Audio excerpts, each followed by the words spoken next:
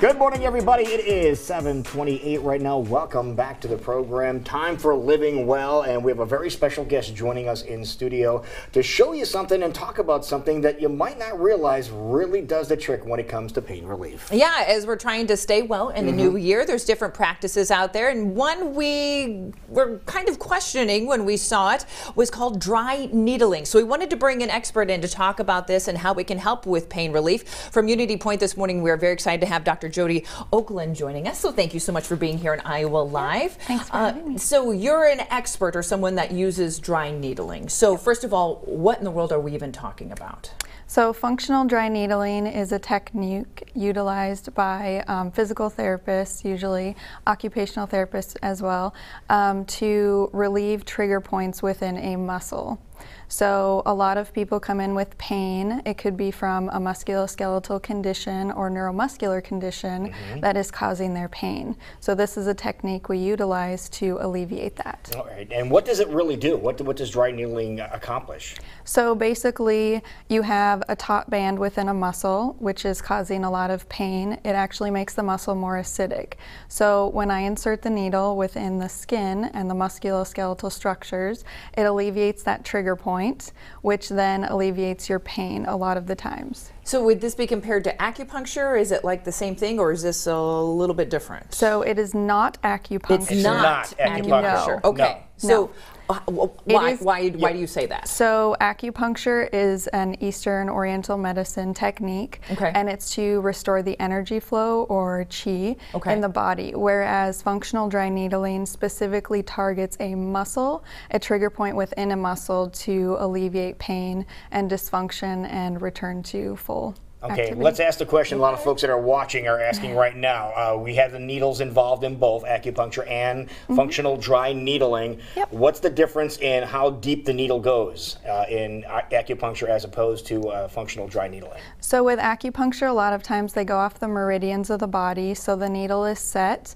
and then usually you are left for 30 minutes or so, depending on the treatment technique. Oh, they set it and forget it? Sometimes it depends on the therapist, but with functional dry needling, I'm with you the whole time, and I'm actually moving the needle around within the musculoskeletal structure, and I can also utilize my E-stim unit to actually stimulate the entirety of the muscle. Oh, really?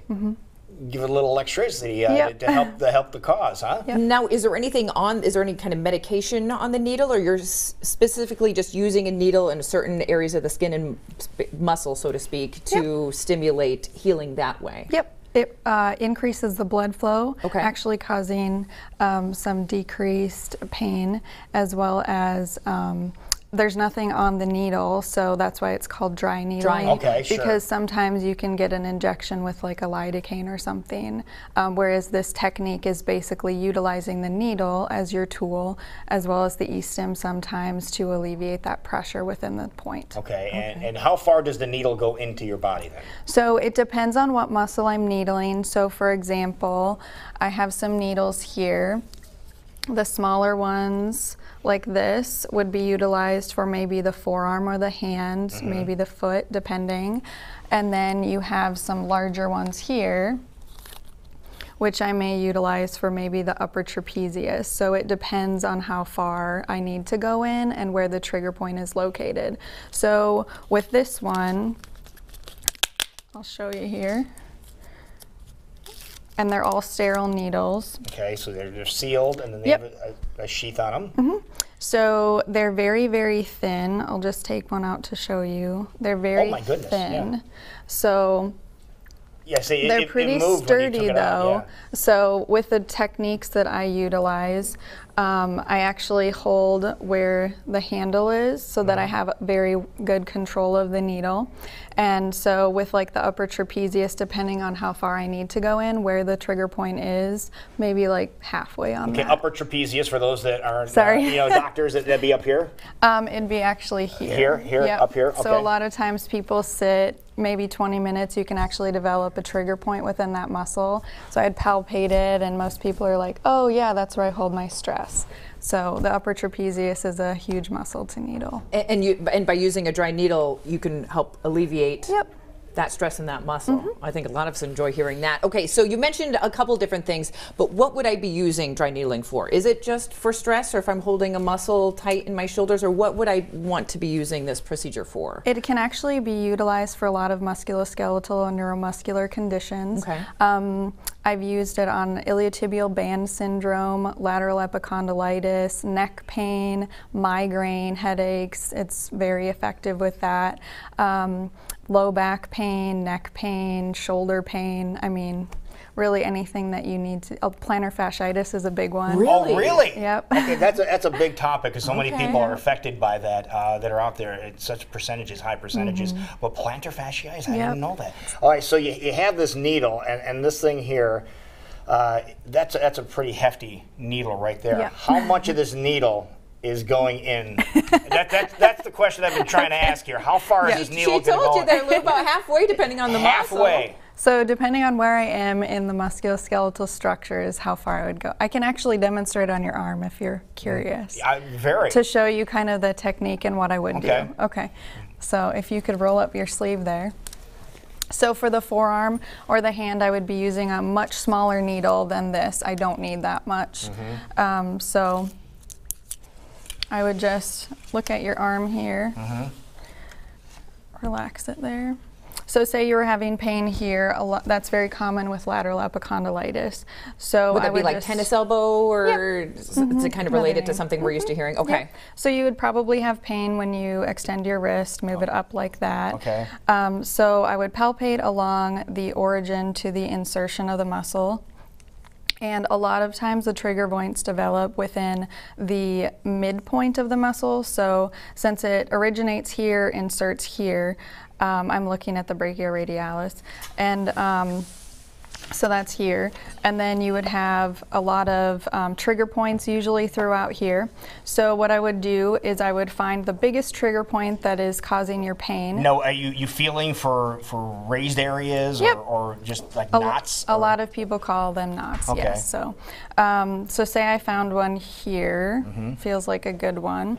So I would, it's called a pincer palpation. So I'm holding the muscle there, and then I would just pop the needle in, and then I could do pistoning, I could do coning, fanning, depending on. So notice that I am not inserting the needle exactly where you're pointing to where your pain is. Oh, really? Okay. Because that's a referred pain pattern. Every muscle has a different referred pain pattern, so it can be this muscle, but the point could be here, causing the pain here. So. How long did it take you to learn this technique? Quite a long time. I would imagine, yeah. So there are different levels of certification that you can obtain, and I have the most advanced one, so I'm level 3 certified by MyoPain. So, yep. Wow. Now, do you need to be referenced to, referred, I should say, referred to you in order to do this procedure, or how does that work? Does you have to go see a doctor and they say, okay, you need to try dry needling, or can we come to you directly and say, I'm having pain, can you see if this is going to I would check with your insurance. Okay. I was asking about, does insurance cover some of this? They do? Wow. A lot of insurances do. I would definitely call your insurance though first. A lot of people do get referred by their physician, and then we just make sure it's in the plan of care to have dry needling done. So this is really neat, and it sounds like the results are fairly quick too. Yep. So I would do a functional assessment and obviously a very thorough evaluation to make sure there are no contraindications, let you know about the risk and benefit. Obviously you sign a waiver because with dry needling, yes, there may be some pain, but there could also be some bruising, a lot of soreness some people have, but some people do really well with it, and they just get back to their activity like nothing. So, do you see results right away, or how many treatments would you have to do over how long to be cured of something that you might be trying to heal? So it depends on what you're coming in for, but I have seen a shoulder go from 90-degree range of motion to full range within one needling session. Really? Wow. So when it works, it's very effective. I'm not saying it works on everyone, but it's a very, very effective treatment. Option, yeah. Yes, and it's not just a standalone treatment. I utilize a lot of different things like exercise, home exercises, right, and different techniques to get you back to functioning. That is awesome. Well, now we know what dry needling is all about as we're continuing to teach you how to live well in the new year. Dr. Oakland, if people wanted to find out more about you in this process, where could they go for those details? So I'm at UnityPoint West, but you can go on the website and I would be happy to treat you. Okay, That's there wonderful. you go. Thank you so much. Thank you for joining us this morning. Thank All you. right, we got the point. Okay, definitely. It